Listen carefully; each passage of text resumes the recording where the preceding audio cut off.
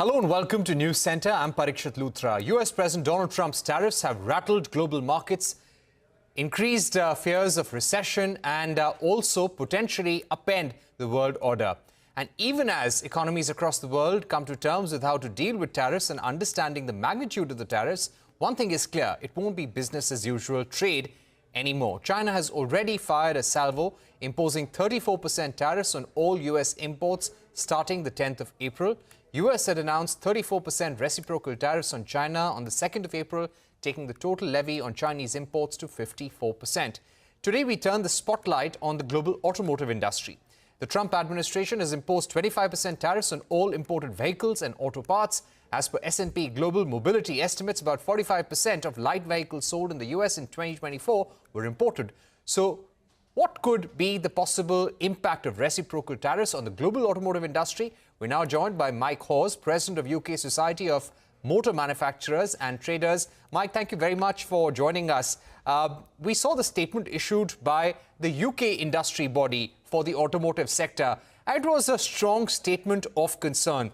How do you see the industry in UK getting impacted in the near term?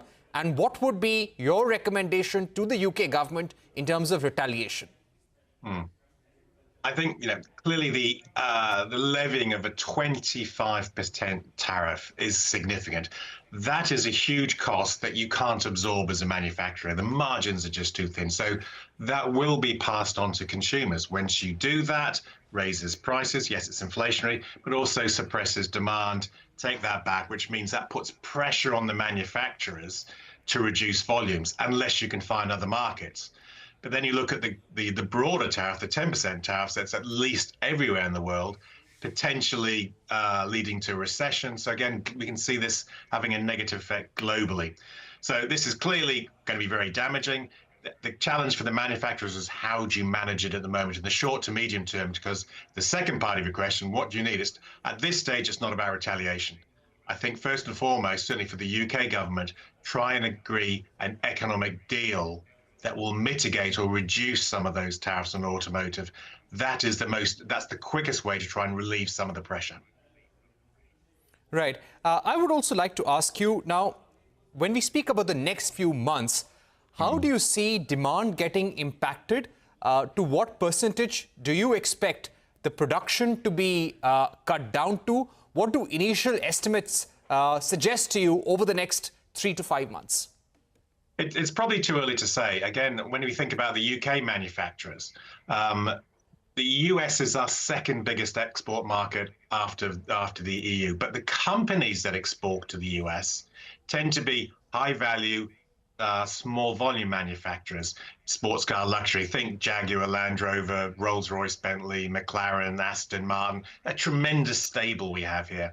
Now they're selling into a market which, it's high net worth individuals that buy these vehicles. They can continue to afford a 20% tariff. Doesn't mean they will, though, because these are shrewd individuals, successful people. They know that there's the potential if you wait and a deal is done, then the price might come down again. So it is a short to medium term. No one's actually measured, or forecast the elasticity of demand on that yet.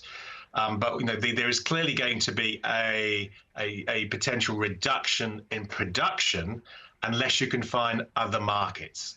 But as I said, that's really quite challenging if there is a threat to the economies of all those global markets. When it comes to India, we're not a car exporter, an automotive exporter to the United States for that matter. But yes, Jaguar Land Rover has significant operations in the UK and the European Union. How do you see the car maker getting impacted? They did put out a statement a day or two ago, sort of saying they're a global manufacturer and they will adjust accordingly. They're big enough to manage some of these challenges, but they're not immune to it. They will be definitely exposed. So again, as you rightly say, they have operations in UK, in Europe. And they have strong demand in UK, Europe and other markets. So to a certain extent, they will be looking to rebalance their production in as far as they can. But the US was a big market for them and is a big market for them. And whilst their products will still be in demand, there will be competition from vehicles made in the US, which potentially could become cheaper.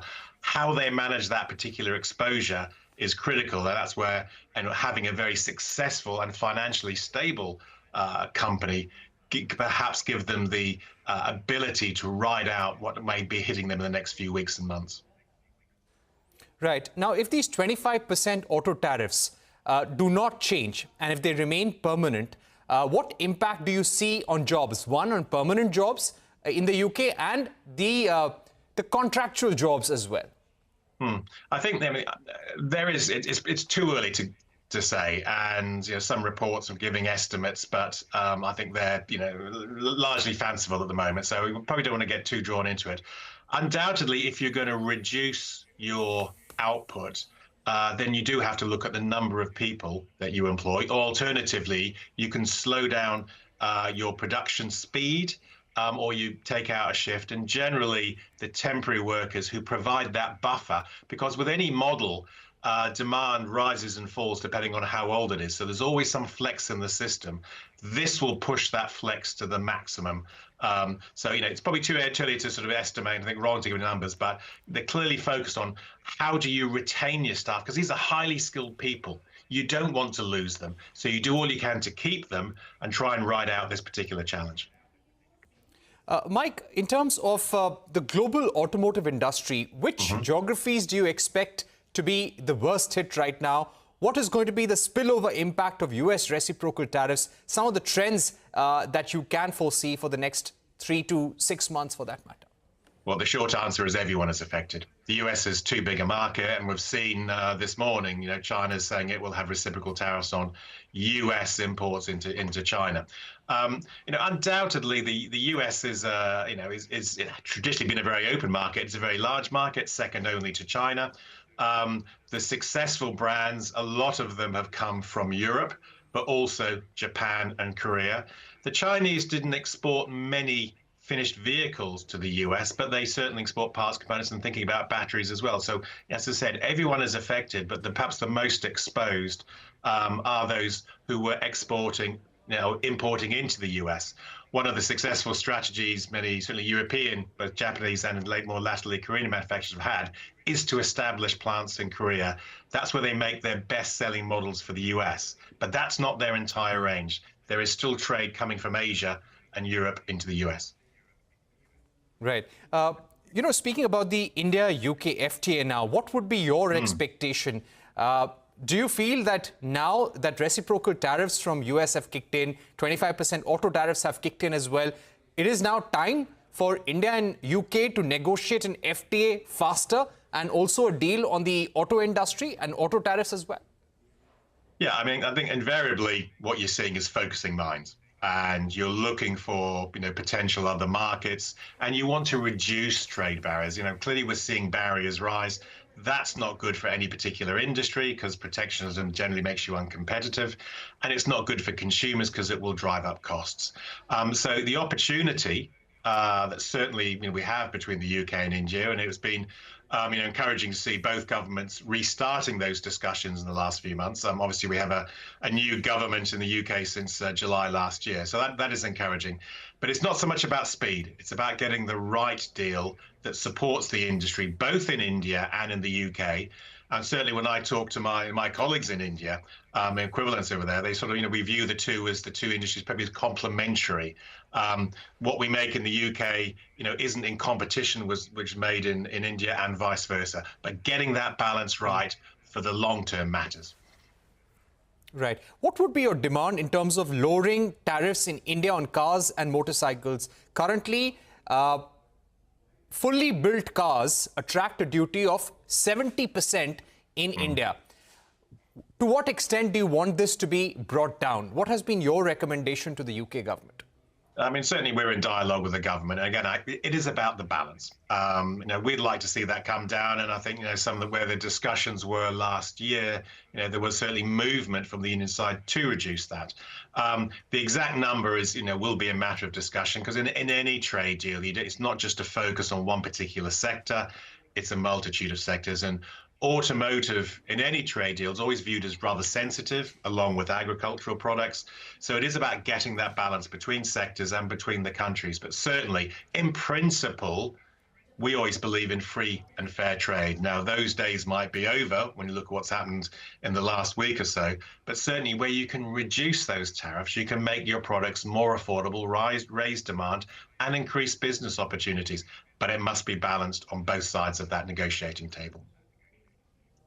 All right, Mike, thank you so much for joining us with your view on the UK automotive industry and the impact on the global automotive industry as well. And hopefully we would see some progress on the India-UK FTA talks as well. In fact, so. we have been reading reports that there is a in principle understanding to get it done as early as in the next 6 to 8 months. Let's see if that can be a reality or not. Thanks again for joining us. Thank you. Time for a short break here on News Centre. But coming up, Indian startup community responds after Commerce Minister Piyush Goyal calls for a reality check. We take stock of the government's strong commentary on startups with RN Capital's chairman, TV Mohandas Pai, when we return. Stay tuned.